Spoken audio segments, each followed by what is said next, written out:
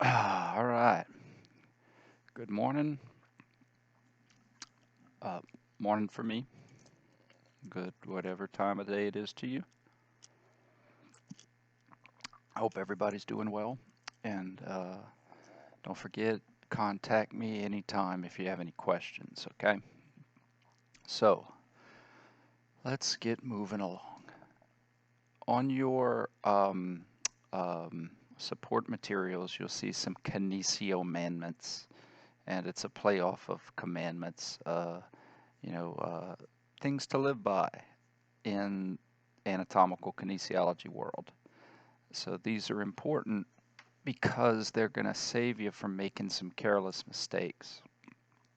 And the the second one is a reminder that we rotate in planes, rotational dimensions, and we rotate about axes, straight line dimensions. Now, that doesn't mean we can't just move in straight line dimensions. Like, well, straight line dimensions are just for rotating. That's straight line dimensions are for a lot of things. But if we do have rotations, there must be an axis. And I'm not saying it has to be like a physical axis. It could be a theoretical axis. Like when the ball rotates, there's a theoretical axis, a theoretical fixed point about which the spin is occurring about. Okay, so it doesn't have to be a literal connection. It could be a metaphorical connection. The ball rotates about something. Okay, so that's important. We rotate in a plane and we rotate about an axis.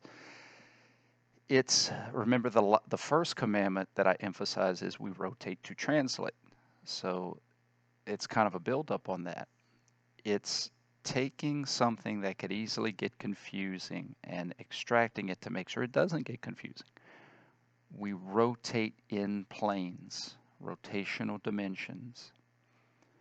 So one way maybe you can remember that we rotate in a plane is you think about the old school airplanes that have the propellers and the propellers spin, right?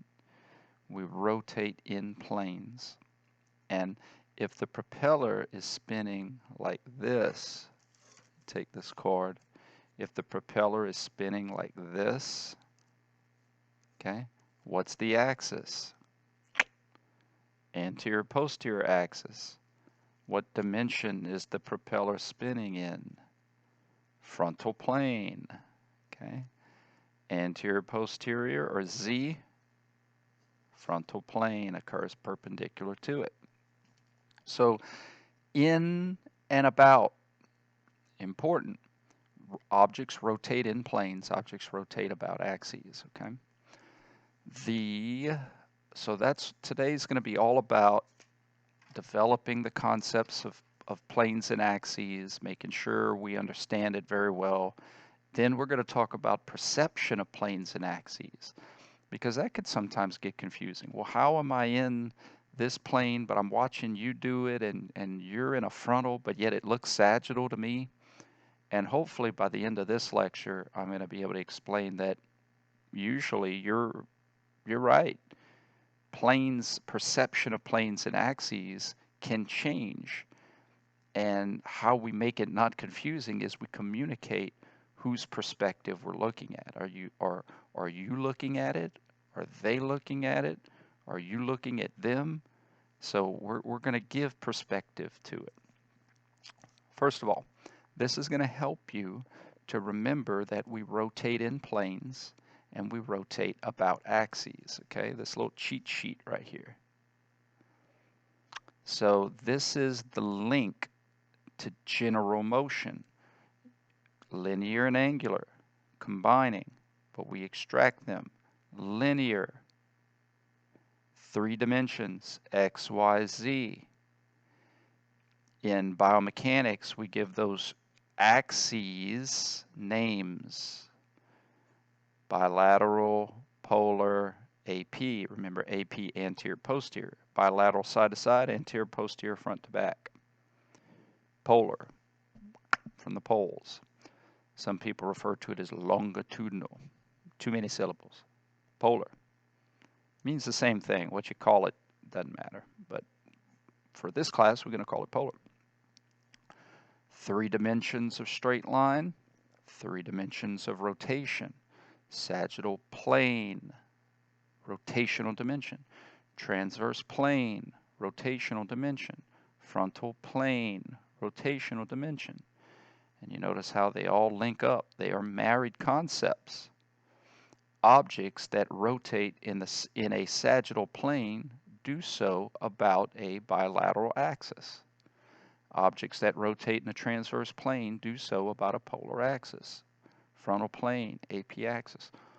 Always, these are going to be linked up. So, because they're going to be always linked up, because they're always going to be perpendicular, you change the plane, you also change the axis. You see how that works?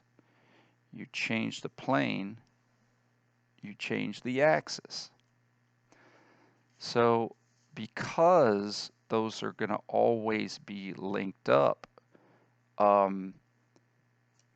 you have kind of a little bit of options to see planes and axes. Some people, like myself, it's easier for me to see the dimension of spin. What I mean by that is if I'm rotating my wrist, if my wrist is having motion, and I am seeing this motion, I'm looking at planes and axes. If you think about it from my eye's perspective, I'm seeing forward. This is my side, this is my up and down, right? From my eye's perspective, how I see it, forward, back, side to side, up, down. So therefore, the planes and axes are going to follow that. Front to back, AP, this is me seeing frontal plane spin. Side to side, X, bilateral, sagittal plane spin. Up, down, polar, transverse plane spin. So if my wrist is moving like this, I didn't mean for that to Dr. Seuss rhyme, but if my wrist is moving like this, I could see planes and axes 2 different ways. I could start with rotational dimension and say, oh, look, my wrist is rotating in what I see as a frontal plane spin, a cartwheel. Right? If I was going to do a cartwheel to my right, I would do a cartwheel like this. Cartwheel to my left, I'd go this way. It's like cartwheels, okay? So I see rotational dimension and identify it as such and say, hey, that's frontal plane rotation. And then say, well, frontal plane rotation must take place about an anterior-posterior axis. If my wrist rotates like this, what do I see? I see a front roll or a back roll. I see sagittal plane rotation. That's what I see. Sagittal plane rotation occurs about a bilateral axis. Some people, well, let's do the last one. What do I see? Transverse plane wrist rotation, polar axis. Some people see axis first. They say, how is the wrist what is the wrist rotating about? So my wrist is rotating. It's not rotating about this. Pow, pow. No. Okay. It's not rotating about that. It has to be rotating about this. So some people see the axis first and say, hey, that's an anterior posterior axis that the rotation is occurring about.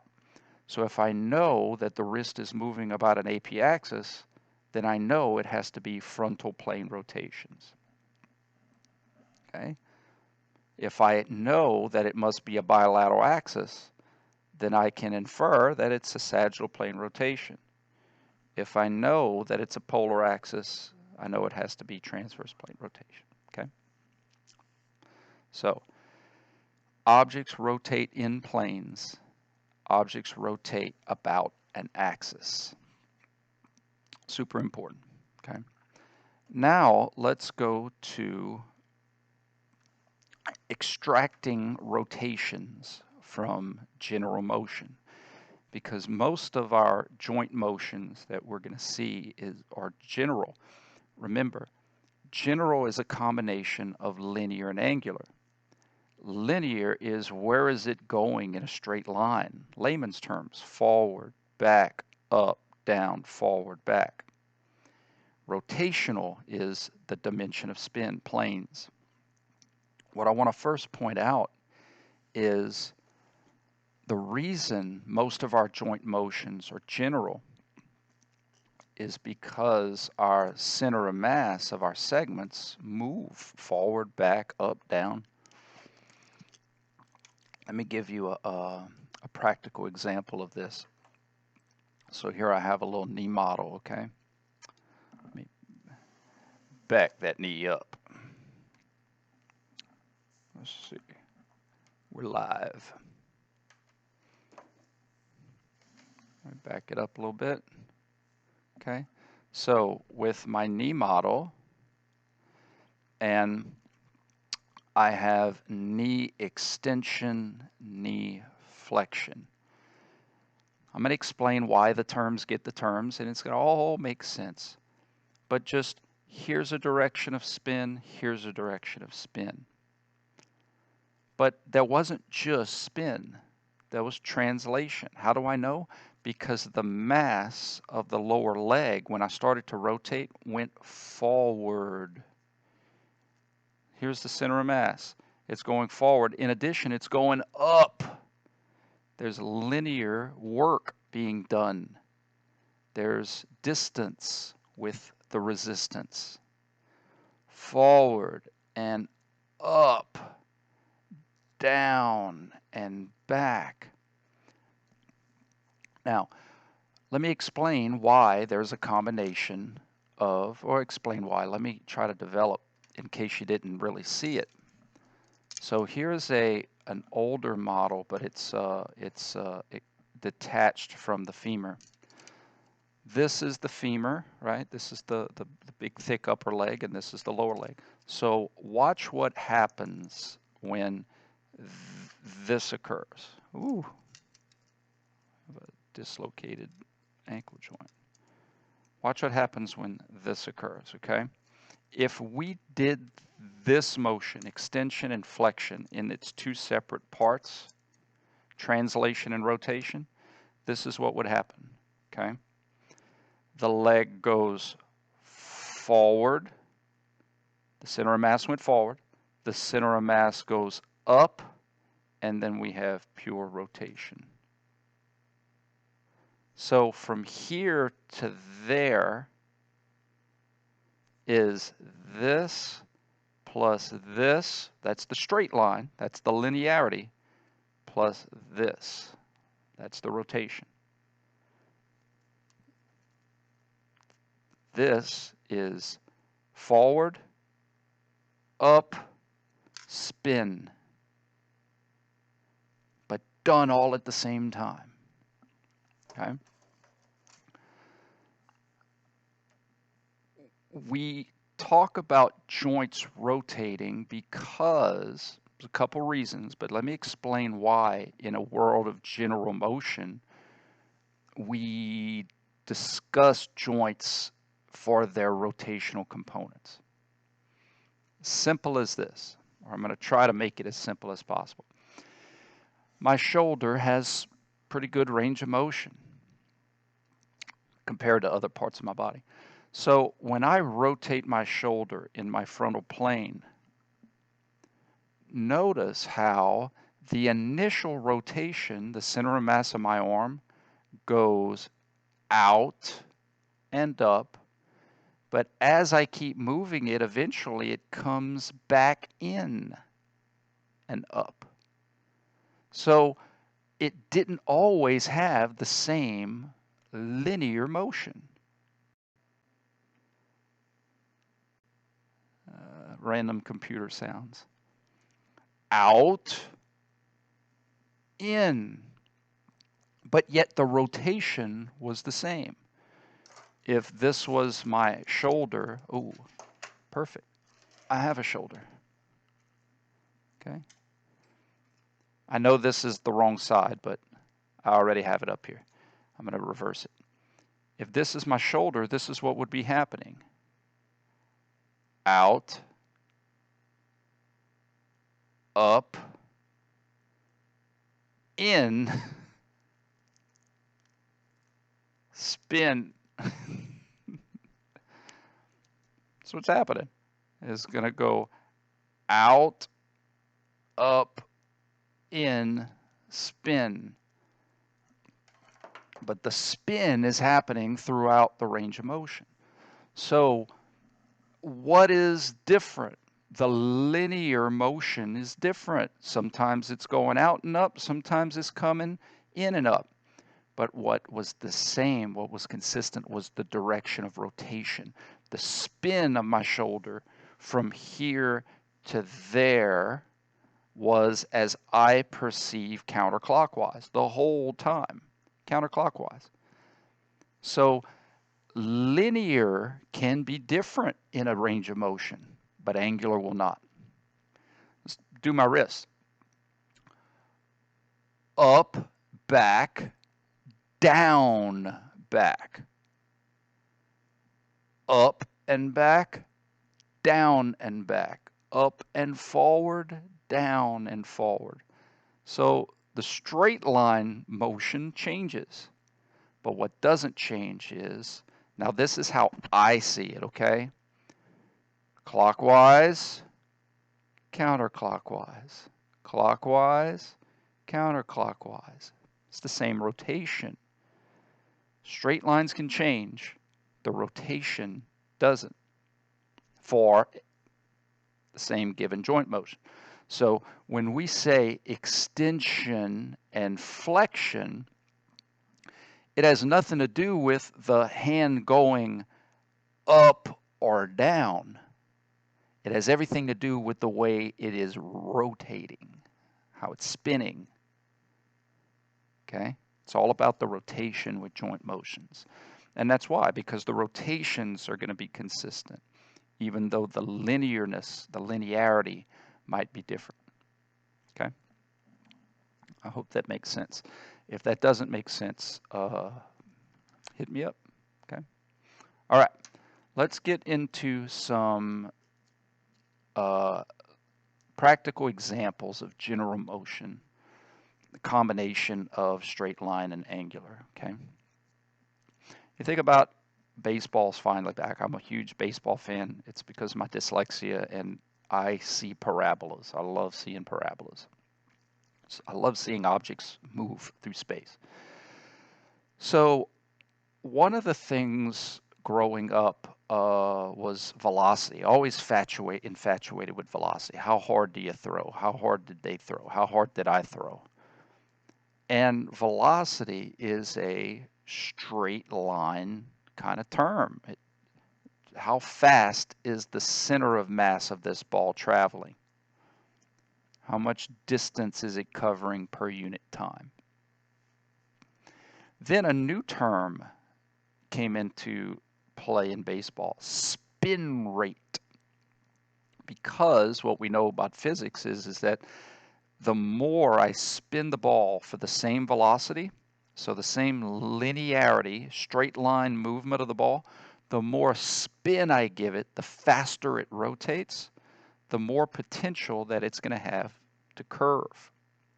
And we'll get into that in biomechanics. But the faster I spin it, the more I can influence it curving around, okay? So what's cool is that that's a great example of general motion, where you throw the ball with spin, and the velocity, how fast it's moving, how fast it's going towards the batter, is a straight line term concept, and the spin rate is a rotational term concept. Two separate concepts for two separate types of motion. But we both know that the ball is translating and rotating at the same time. The rotation is all about the spin rate, revolutions per minute, revolutions per second, RPMs. And the velocity is the straight line. In other words, I could spin this ball a lot. If it's not going anywhere, it doesn't matter. It's just spinning, right? Okay? So it's that combination of straight line and spin, okay? So joints are the same thing. We talk about straight line concepts in general terms, reaching forward, reaching back, hands, arms up, arms down, raise your arms up, out to the side, shift to the right, shift to the left. But in terms of analyzing joint motions, because remember, we rotate to translate.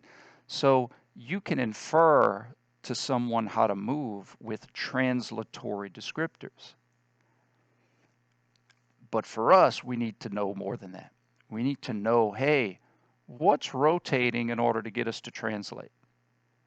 For rehab, for movement, to analyze people's movement, to make them more efficient at movement, to help minimize risk of injury, we need to know what's actually happening in the rotations that are allowing us to have the translations, okay? So we need to know what's happening within those joints, what's rotating in order to allow us to translate in different areas, okay?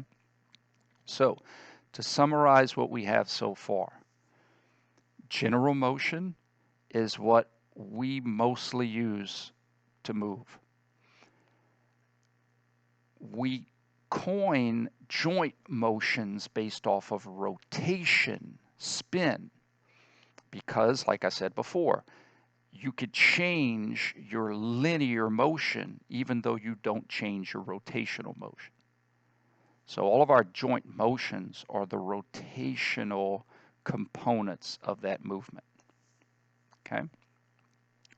We rotate to translate. Objects rotate in planes. Objects rotate about axes. Okay? All right. Now let's get to perspective. Segue to perspective. Have you ever, I know you have enough life data where you get into a disagreement with a loved one, a friend, and you throw out this term, well, from my perspective, or maybe you grew up with siblings and something happened and he said, she said, and you throw out, well, this is how I remember it. This is how I saw it. Planes and axes, perception of planes and axes is very similar. So some perspectives are fixed, like north, south, east, and west is kind of fixed, right? You have the compass, and the compass always points north. That's because of some electromagnetism of the Earth's spin and heavy metal stuff in the core of the Earth, and we have a magnetic field. It protects us from bad particles from the sun. So it always points north. It's fixed, meaning that it doesn't matter how I move.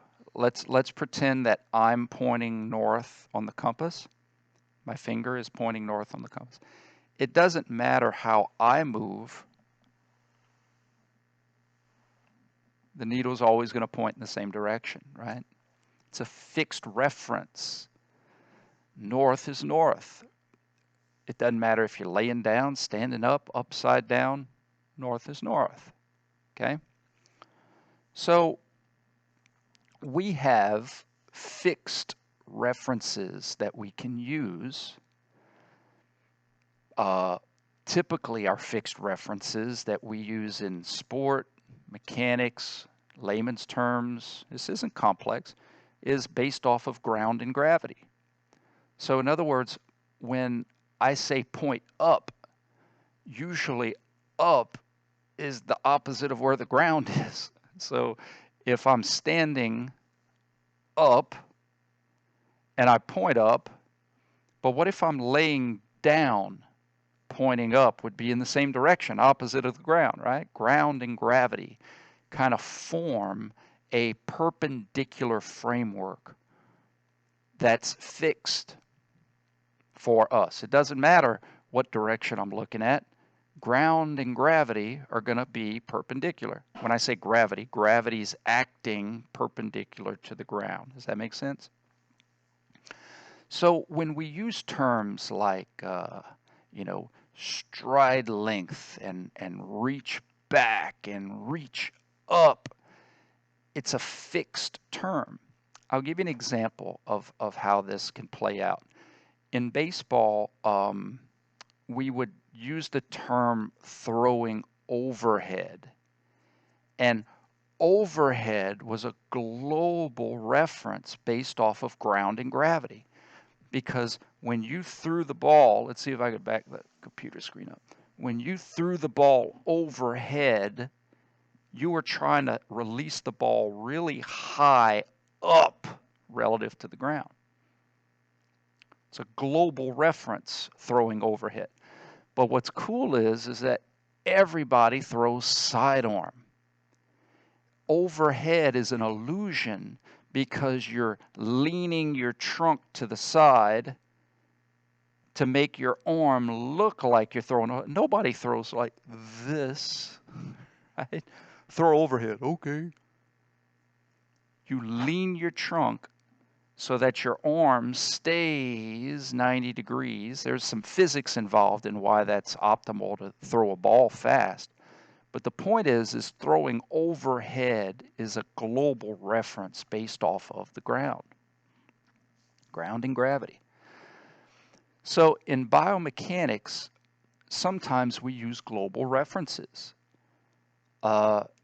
In this classroom that I'm in, we have global references. The front of class, that's a global reference. Usually the front of class is where the chalkboard's at, right? Class, look to the front. It's a global reference. It doesn't matter where you're looking. Kids could be talking, kids could be sleeping. The front of class means the front for everybody, regardless of what they see. The back of class is the opposite of the front of class. Well, if I establish the front and the back of class, then obviously the sides of class have to be perpendicular to it. And then obviously the up and the down of class, that's kind of the easiest part, right? So the point is setting global references, fixed references that don't change, even though we may change our view of things, is pretty easy. Where's the front? Where's the back? What axis runs front to back? Anterior, posterior. So if this classroom had a globally referenced axial system, the AP axis of the class would run like this. Why? Because that's the front of class and that's the back of class. Well, what's the sides of class? Well, once we establish the front and the back, well, the sides should be pretty easy. This is the classroom's bilateral axis. And then the up and the down of class should be super easy. Ground and the ceiling, polar axis. There's reasons why global references are important. Again, a lot of times it's based off of ground, gravity, practical aspects of motion analysis. Having fixed references are great starting points. Why do you think we have the term anatomical position? Because it's a universal starting point for motion description. Okay? So having universal starting points could be extremely useful. So fixed references such as these. In other words, with a global reference, AP, bilateral, polar, from the classroom's perspective, this ball is spinning in the sagittal. It's spinning in everybody's sagittal.